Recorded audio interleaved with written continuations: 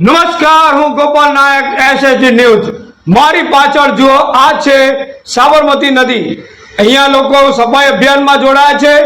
જો મારા હાથમાં આ છે સાડી પૂજાની સામગ્રી, ફૂલહાર। લોકો આસ્થાના નામે આ બધું સીધું નદીમાં નાખી દે છે, પણ વિચારો, શું આપણી આસ્થા નદીને ગંદી કરવાનું કહે છે? અમદાવાદના દરેક બ્રિજ પર કુંડ બનાવેલા છે।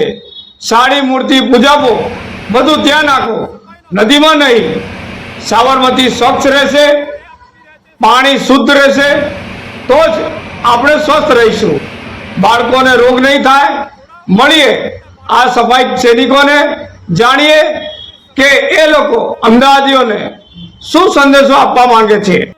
એવું સંદેશ આપવાની ઈચ્છા છે કે આપણે રોજમર્રાની જિંદગીમાં કોઈ ને કોઈ રીતના આ કચરો શહેરમાં નાખીએ છીએ અને પછી પ્રશાસનથી એક્સપેક્ટ કરીએ છીએ, આશા રાખીએ છીએ કે પ્રશાસન બધું કામ કરશે।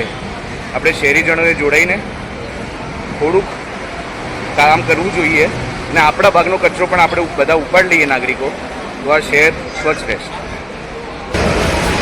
2 જૂનથી 5 જૂન ફક્ત 4 દિવસમાં 20,000થી વધુ અમદાવાદીઓ સાબરમતી બચાવવા ઉતર્યા હતા, જેમાં AMC સાથે NGO, કંપનીઓ, હોમગાર્ડ, શાળા કોલેજના બાળકો સાથે મળીને 198 ટન કચરાનો નિકાલ કરવામાં આવ્યો હતો।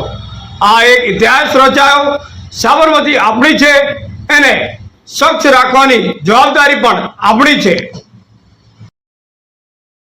બરાબર, નદી વસ્તુ છે જે પવિત્ર છે, એના અંદર આ બધું ગંદકી ના નખાય, તો પબ્લિક જાગૃત જ નથી એટલે આ ભાઈનું એવું કહેવું છે કે જ્યાં ત્યાં તમે કચરા ના નાખો।